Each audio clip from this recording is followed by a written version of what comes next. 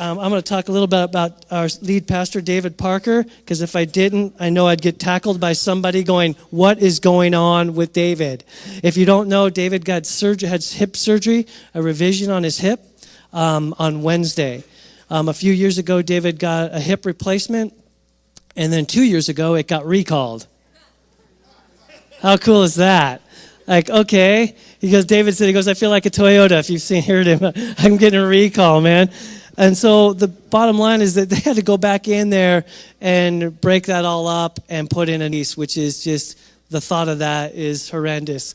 At one of the small groups I was praying at, I go, you guys, this is like, going through the same car crash twice. Like, what it's going to be like. The pain. The cost. All those things. And I got to tell you, we've been praying so much. And thank you guys. Bless you guys. And David came out Wednesday, and I saw him. I was with Pastor Eric and actually Jorge, who was leading worship today. And we saw him on Thursday, and he goes, I feel better than I did after the first one. And that's amazing. I mean, that is amazing. On Wednesday was the surgery. 2 hours after the surgery, they already had him up and walking. He went home on Friday. They're home. Him and Nancy are at home. And, we are so blessed. And just bless you for the prayers. Keep the prayers coming because they have been a profound effect. And David was like, man, this is the Lord. This is the Lord moving, to feel this good. And I just want to encourage our prayers to be directed in the way just for complete healing. Not only lessen that pain and quick healing, but complete healing. That he'll be fully fit because the Lord uses him mightily, and we are so blessed to have him here. When David's not here, though, it gives us an opportunity to have some speakers here that we would normally not get to see. And today is one of those opportunities as we start this new series off, special guest series. And I first saw Todd Proctor at Rock Harbor Church about 10 years ago, and he was leading worship. He was the worship leader. And now he's the lead pastor at Rock Harbor. And when I walked in Rock Harbor that first time, I felt like I was at home. I felt like I'm like, oh, wait a minute. It's kind of like, am I in the right place? Because I'm like in Orange County. I'm in Costa Mesa, but I feel like I'm in Lancaster. And that DNA, that quality, that multicultural, multi-generational church is what they got going on down there. And now it's gone from one center to 5.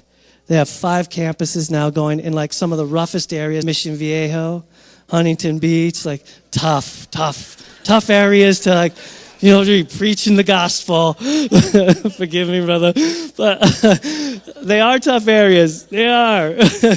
Well, bless them. And this is a great treat. They do 13 services in 5 locations every weekend, and we are blessed to have our friend Todd Proctor break it down.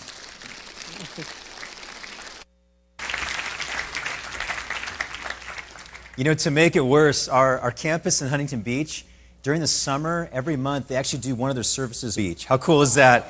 They baptize people right in the Pacific. So I join you in your jealousy. I would like to be there for that. I do come from this strange and distant planet called Orange County, that it really is a beautiful place, in many ways very artificially and expensively beautiful, but it's also a very broken place. I'll tell you, it's a place of broken people, stressed out people, a lot of anxiety and striving. And even as I was driving out here yesterday, I could feel that anxiety starting to fade. I really have loved being here and being with your church family. And I want to affirm you by saying you are a family. Do you know that? You're more than just a bunch of gatherings. Yeah. And by the way, you're in a great church when they're clapping for announcements. What is up with that? That's pretty cool. But this is a beautiful family. And I've been talking to your pastors and some of your team just about how remarkable it is to see people that are truly from many generations, many ethnicities, many different backgrounds, to be singing in 2 languages in one gathering. But I'll tell you, more importantly, God loves it. He loves to see churches emerge that are for everybody, to feel safe and welcome and at home. And I can tell that's the kind of church that God has raised up here. It really is,